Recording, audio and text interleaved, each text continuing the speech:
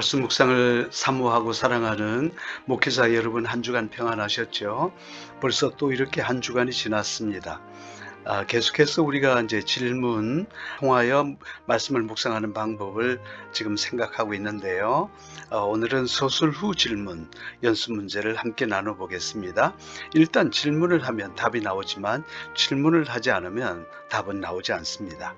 그만큼 이 질문이라는 것이 묵상에 깊은 관련이 있다라고 말씀할 수 있겠습니다. 오늘은 마가복음에 있는 말씀과 민수기에 있는 말씀, 그리고 여호수아에 있는 말씀들을 통해서 우리가 서술 후 질문 묵상을 해 보도록 하겠습니다.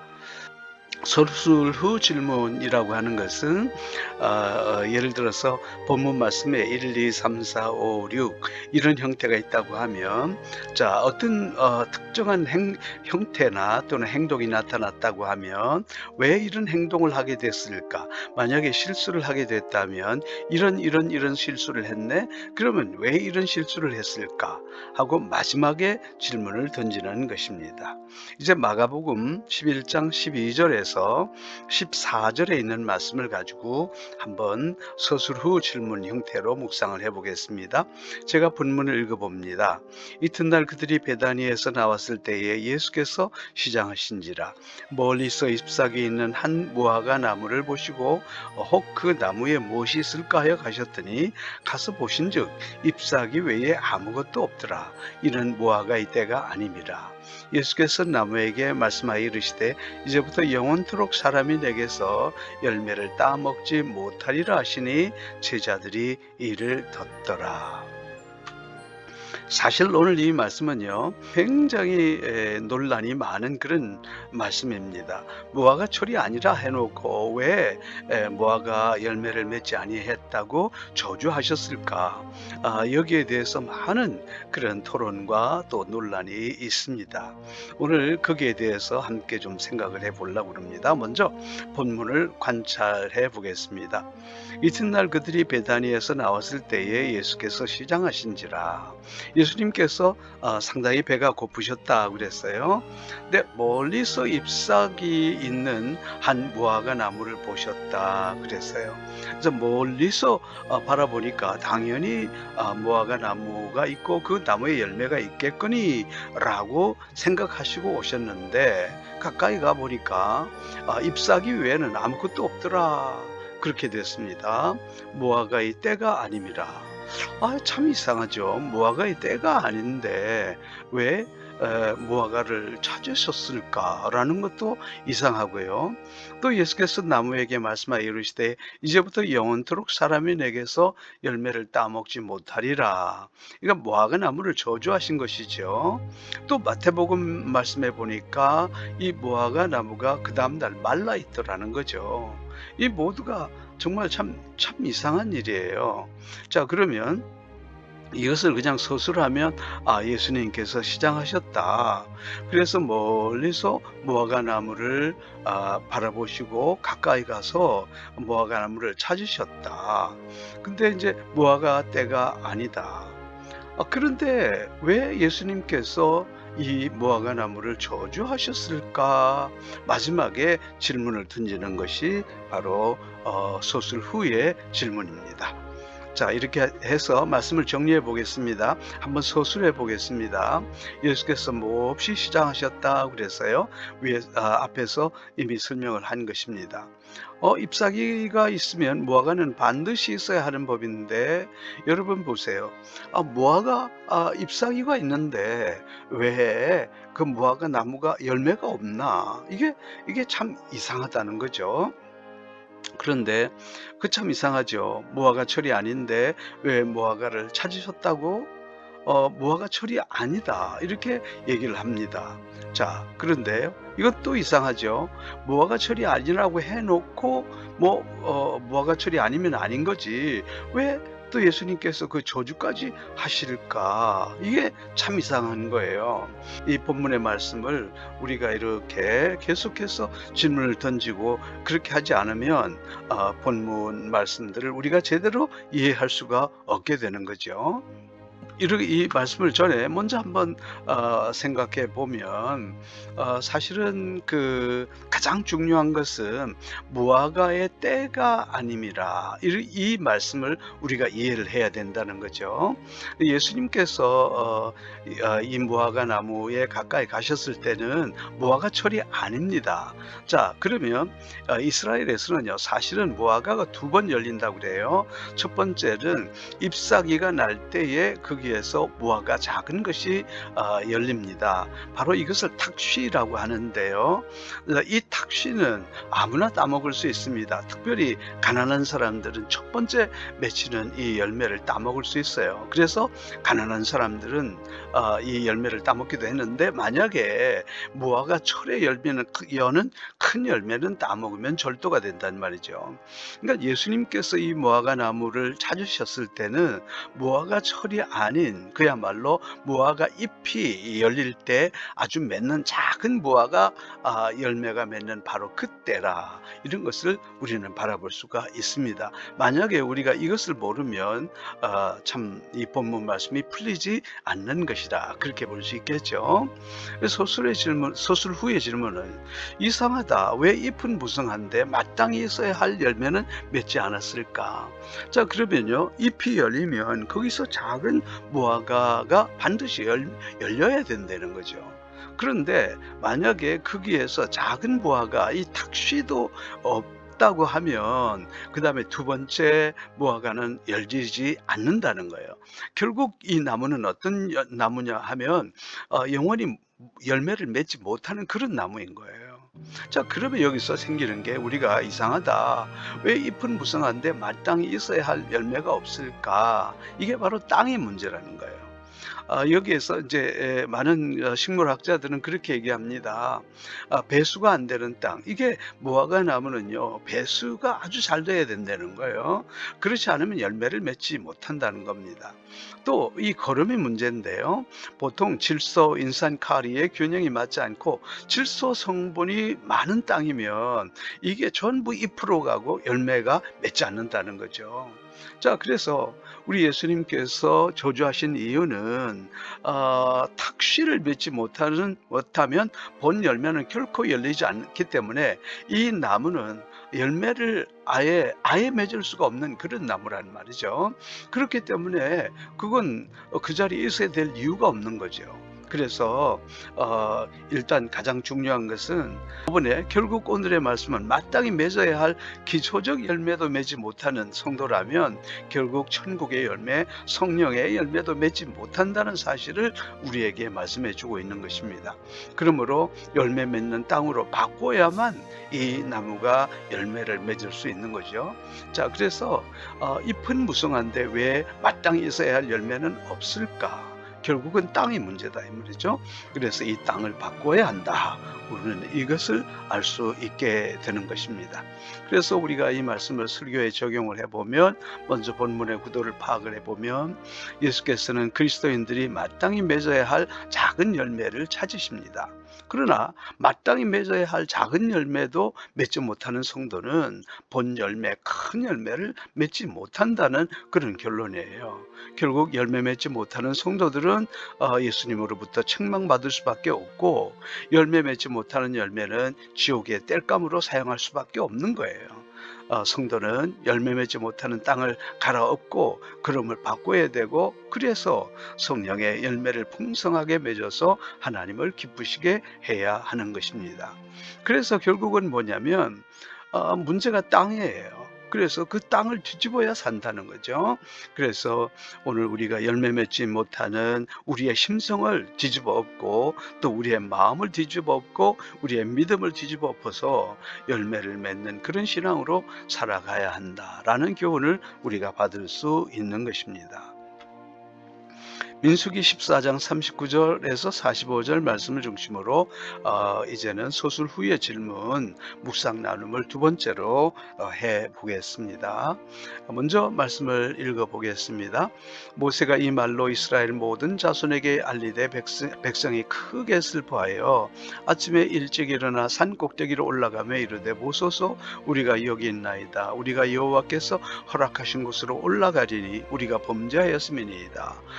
모세가 이르되 너희가 어찌하여 이제 여호와의 명령을 범하느냐. 이 일이 형통하지 못하리라. 여호와께서 너희 중에 계시지 아니하니 올라가지 말라. 너희의 대적 앞에서 패할까 하노라. 아말렉인과 가나안인이 너희 앞에 있으니 너희가 그 칼에 망하리라. 너희가 여호와를 배반하였으니 여호와께서 너희와 함께하지 아니하시리라 하나 그들이 그래도 산 꼭대기로 올라갔고 여호와의 언약궤와 모세는 진영을 떠나지 아니하였더라. 아말렉인과 산간지대에 거주하는 가나안인이 내려와 그들을 무찌르고 호르마까지 이르렀더라. 이게 본문입니다. 자, 그래서 먼저 본문을 한번 관찰해 보겠습니다. 서술 후 질문의 형식으로 한번 관찰해 보겠습니다. 모세가 이 말로 이스라엘 모든 자손에게 알림해 백성이 크게 슬퍼했다 그랬어요. 다시 말해서 너희들은 가나안 땅에 들어갈 수가 없다. 너희들의 죄악으로. 그러니까 백성들이 크게 슬퍼했다는 거죠. 아침에 일찍 일어나 산 꼭대기로 올라가며 왜 산 꼭대기로 올라갔을까요? 회막이 있는데요. 회막으로 가야 될 텐데 백성이 크게 슬퍼한다는 것은 회개한다는 말씀인데 산 꼭대기로 올라갔다고 그랬어요. 내 생각에는요. 이게 회막으로 나아가서 회막에서 엎드려야 될 것 같은데 우리가 여호와께서 허락하신 곳으로 올라가려니 여호와께서 허락하신 적이 없는데요. 그들은 여호와께서 허락하신 곳으로 올라갔다고 그랬거든요. 그러니까 모세가 어찌하여 이제 여호와의 명령을 범하느냐 너희가 형통하지 못하리라 그러니까 모세가 계속해서 얘기합니다. 여호와께서 너희 중에 계시지 아니하니 올라가지 말라. 오히려 너희의 대적 앞에서 패할까 하노라 그랬습니다.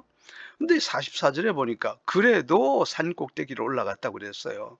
그러니까 다시 말해서 진정한 회개도 없고 또 이제는 지도자 모세의 명령까지 이렇게 하면서 또 산꼭대기로 또 올라가는 거죠.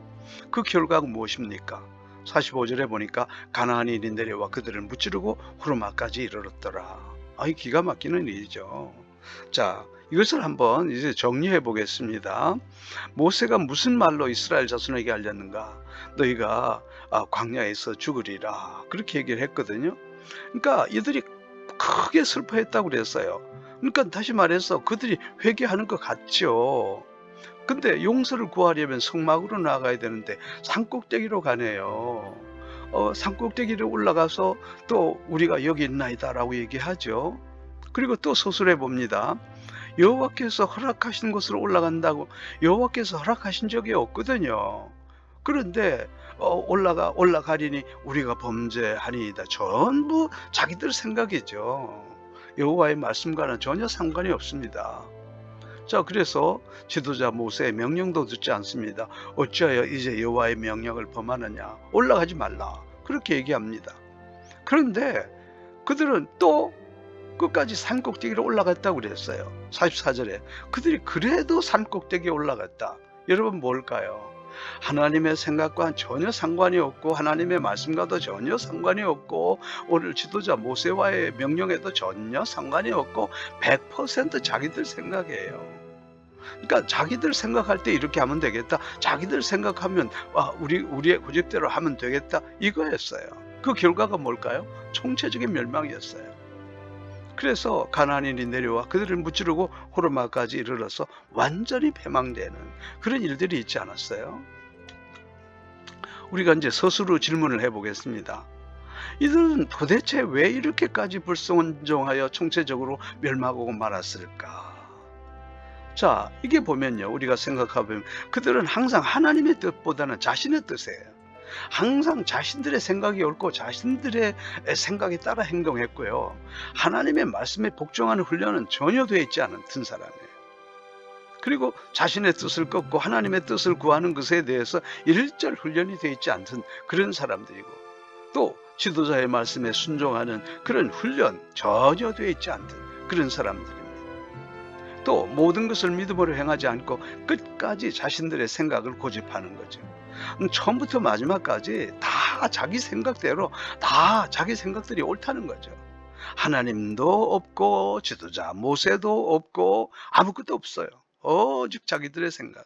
이게 바로 망하는 징조라는 거죠. 자, 오늘 이 말씀을 우리가 설교에 적용해 보면 본문의 구도를 이렇게 파악해 볼 수 있겠습니다. 하나님의 뜻을 구하지 않고 자신의 생각대로 행동하고 판단하고, 지도자의 명령을 철저히 거부하고, 회개한 척 하면서도 자신의 생각대로 또 회개하고, 끝까지 자신들의 의지를 관철하려고 하고요. 그래서 그 결과가 뭡니까? 총체적 멸망이었어. 다 내 생각에, 내 생각에는. 오늘날 우리 성도들이 세상 살아가면서 실패하는 중요한 원인이 뭘까요? 내 생각이에요. 다 내 생각대로, 내 생각대로. 여러분, 내 생각이 옳습니까? 하나님의 생각이 옳습니까? 내 생각이 옳습니까? 기도하는 지도자의 생각이 옳습니까? 여러분, 정말 이런 우리 성도들이 되어서는 아니 될 겁니다. 그래서 이것을 한번 설교에 한번 적용을 해 보았습니다. 이제 여호수아 17장 14절에서 18절에 있는 말씀을 중심으로 또 소수 후 질문 연습을 한번 해보겠습니다. 제가 읽어갑니다. 요셉 자손이 여호수아에게 말하여 이르되 여호와께서 지금까지 내게 복을 주심으로 내가 큰 민족이 되었거늘 당신이 나의 기업을 위하여 한 제비 한 분깃으로만 내게 주시면 어찌하미니까 하니 여호수아가 그들에게 이르되 내가 큰 민족이 되므로 에브라임 산지가 내게 너무 좁을진데 브리스 족속과 르바임 족속의 땅 삼림에 올라가서 스스로 개척하라니라. 요셉 자손이 이르되 그 산지는 우리에게 넉넉하지도 못하고 골짜기 땅에 거주하는 모든 가나안 족속에게는 벳산과 그 마을들에 거주하는 자이든지 이스라엘 골짜기에 거주하던 자이든지 다 철병거가 있나이다 하니 여호수아가 다시 요셉의 족속 곧 에브라임과 므낫세에게 말하여 이르되 너는 큰 민족이요 큰 권능이 있은즉 한 분깃만 가질 것이 아니라 그 산지도 내 것이 되리니 비록 삼림이라도 내가 개척하라 그 끝까지 내 것이 되리라. 가나안 족속이 비록 철병거를 가졌고 강할지라도 내가 능히 그를 쫓아내리라 하였더라. 오늘 이 말씀을 우리가 한번 관찰해 보겠습니다. 14절 말씀에 보니까 요셉 자손이 이렇게 됐습니다. 자, 요셉 자손은요, 두 자손입니다. 그죠? 그 다음에 에브라임과 므낫세. 그래서 이 사람들이 여호수아에게 와서 우리가 큰 민족인데 왜 우리한테 한 제비 한 분깃만 주냐 이렇게 얘기를 합니다. 아닙니다. 한 제비 한 분깃만 준 건 아니죠. 결과적으로 보면 에브라임과 므낫세 따로 줬어요. 자, 그렇게 되니까 또 그렇게 얘기합니다.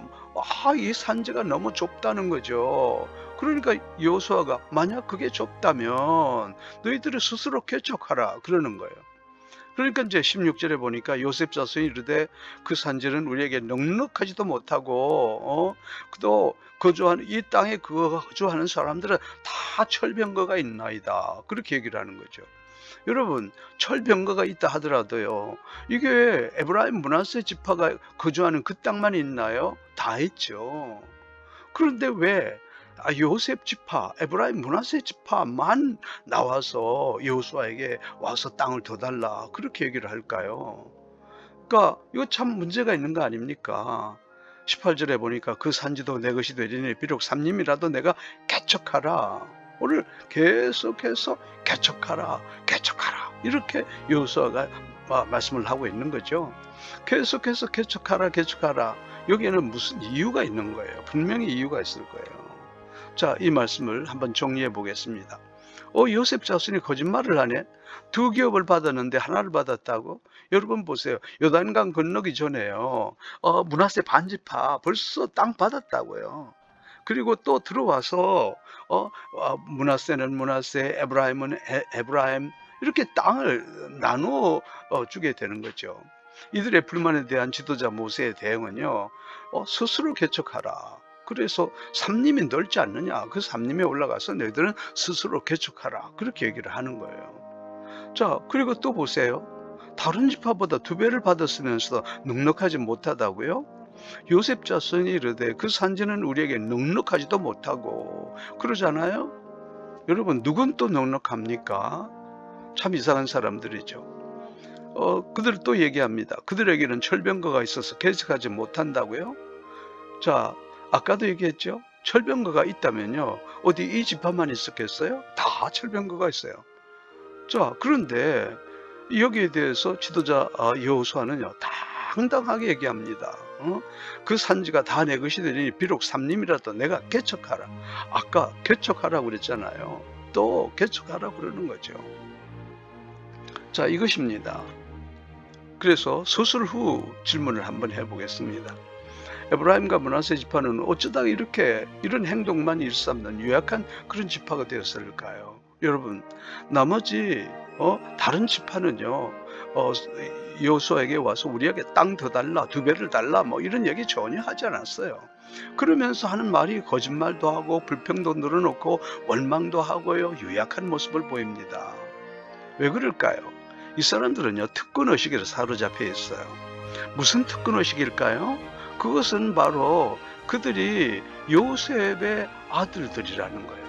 우리가 요셉, 우리 아버지 그 국무총리였어. 그리고 그들은요 아주 편안한 그런 환경 속에서 자랐잖아요. 그러니까 이 사람들은 특권의식에 사로잡혀서 전혀 거기에 대한 도전정신, 개척정신이 전혀 없는 거예요.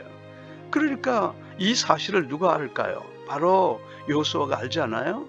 그래서 너희들 속에 개척 정신이 없단 말이야. 그래서 에브라임과 므낫세는 요셉의 아들들로서 항상 특별한 대접을 받았고, 그리고 땅의 분배 때에도 요셉 지파의 한 분깃이 아니라 에브라임 지파, 므낫세 지파로서 각각 분깃을 받은 그런 지파였어요. 자, 이것을 우리가 이제 설교에는 어떻게 적용해야 할까요? 본문의 구도를 파악해 보면 땅 분배에 있어서 에브라임과 므낫세 지파의 특별 요구와 그들의 행동은 거짓말도 하고 불평도 하고 원망도 하고 탓도 하고 그리고 요약한 모습을 보입니다. 이에 대한 여호수아의 반응은 개척하라는 거예요. 자, 그러면 이들은 왜 이런 어처구니 없는 요구를 했을까요? 특권의식에 사로잡혀서 개척 정신이 결여됐기 때문이다, 그 말씀이에요. 오늘 하나님은 오늘 이 세대에도 우리 성도들에게 개척 정신을 가지라고 말씀하신다는 말이죠. 개척 정신과 도전 정신. 자, 만약에 오늘 우리 성도들이 개척 정신이 사라지면 오늘날에도 성도들은 거짓말하고 불평하고 원망하고 유약한 삶을 살아갈 수밖에 없는 거예요. 그래서 오늘의 주제의 파악은요, 결국은 개척 정신이 사라지면 오늘 에브라임 므낫세 이 사람들이 특권의식에 사로잡혀서 개척 정신이 없어서 이렇게 된 것이라면 오늘 우리 하나님의 백성들은 이 땅에 살아갈 때도요 여러분 특권의식 속에 사로잡히지 말고 오히려 정말 주님께서 바라시는 그런 개척 정신을 가지고 도전적으로 살아가는 그런 삶을 원하신다, 그렇게 볼 수 있는 것입니다. 이제 다음 묵상 본문을 소개하겠습니다. 그것은 맥찾기 묵상입니다. 맥찾기 묵상이라고 하는 것은 어떤 것을 쭉 말씀을 읽어갈 때에 뭔가 하나씩 툭 이렇게 걸리게 되는데, 이것은 그냥 설명하기가 쉽지는 않지만 또 나중에 본문을 보면서 다시 한번 설명하도록 그렇게 하겠습니다. 창세기에 있는 말씀과 누가복음에 있는 말씀과 사무엘상에 있는 그런 말씀입니다.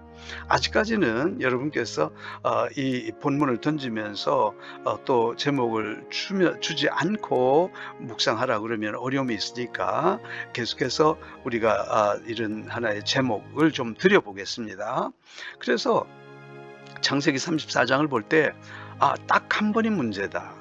그래서 이 34장을 읽다 보면 모든 것이 한 번이에요. 이것도 한 번, 이게 또 한 번, 또 한 번. 이러한 한 번이 문제더라 하는 것을 발견하게 되고요. 누가복음에 보면 이렇게 마음을 뺏기고 살아요. 그런데 가만 보면 막 계속해서 이 사람들이 마음에 뺏기고 살아가게 되는데, 과연 우리는 무엇에 마음을 빼앗기고 사는가 라고 하는 것들을 한번 맥을 통해서 찾아보고요. 사무엘상 5장 말씀해 보면 사모함이 없는 열심이 문제다. 자, 그들에게는 보면요 그 속에 어떤 사모함이 없어요.